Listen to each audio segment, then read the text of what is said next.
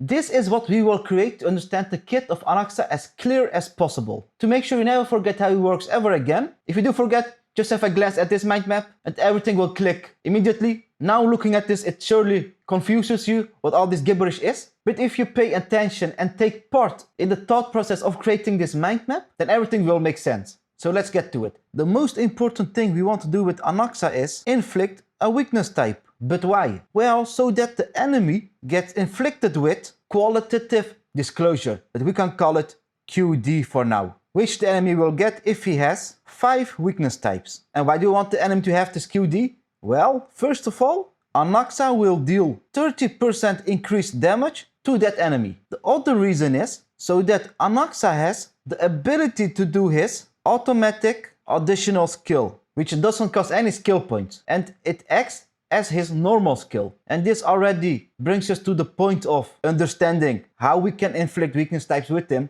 since when you cast Anaxa's basic attack or skill, a weakness type will be inflicted. But if the enemy has already 5 weakness types, then Anaxa will do that additional skill. And like I said, this additional skill is the same as his normal skill. And how does his normal skill work then?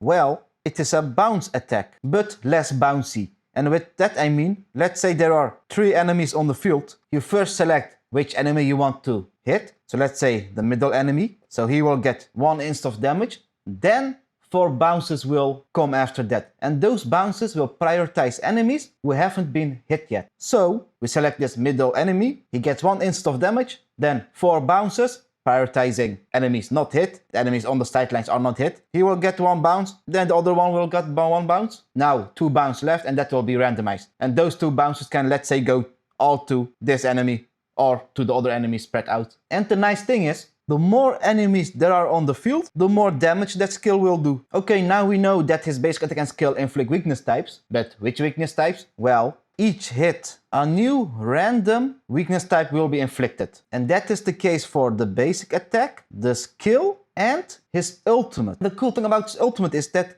it also inflicts sublimation, which does 2 things. First of all, it will inflict all weakness types on the hit enemies, and it's an AoE ultimate. So all enemies will have all weaknesses. And there's also something else special about the sublimation on the enemies, and that is that if the enemies don't have control resistances, that they cannot take any actions. And to know whether an enemy has this control res or not, you can just click on the enemy and see beneath his HP whether he has the word control res or not. Or you can also check it before battle by clicking on the enemy to see all his resistances. But of course, this sublimation has a cooldown, since it will be removed at the start of the enemy's turn, which also means that all the weakness types they got from that ultimate will also be gone. But not the weakness types we inflicted on them with our basic attack, skill or ult hit, since that lasts for 3 turns. So as you can see, we got many ways to inflict weakness types, but there's also one last way, and that is with Anaxa, his technique. Since when you cast his technique, he will fear all the enemies,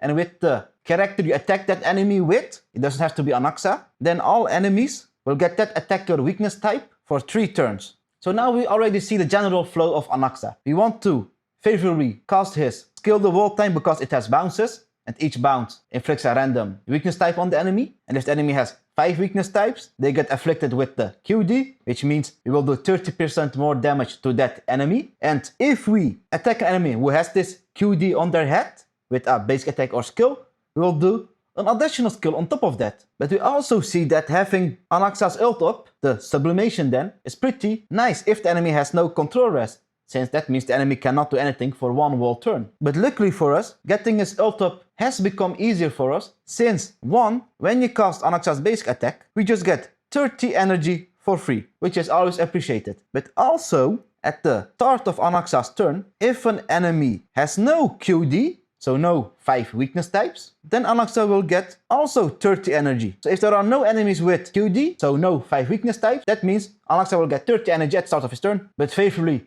you want to have this QD on the enemy's head, 7 weakness types favorably, since there is also one interesting thing when you inflict a weakness type on enemy. For each weakness type an enemy has on their head, Anaxa will ignore 4% defense when attacking that enemy. So that means he will do more damage to enemies who have more weakness types. And 7 is the max weakness type in the game. And now we can go to the last part of Anaxa's kit, And that is that we want to make sure that we have erudition characters in our team. Why? Well, first of all, if there is one erudition character in our team, so Anaxa himself, he will gain 140% crit damage. But if there are two erudition characters in our team, so one other erudition character, then all allies in your team will do 50% more damage, which is pretty huge. And regarding the build of Anaxa, I just recommend you to go to Pride for specifics on which relic set to use when, what teammates to use when, everything is there. I'm just gonna keep it simple for myself. For the 4-piece, I'm gonna use the Eagle set,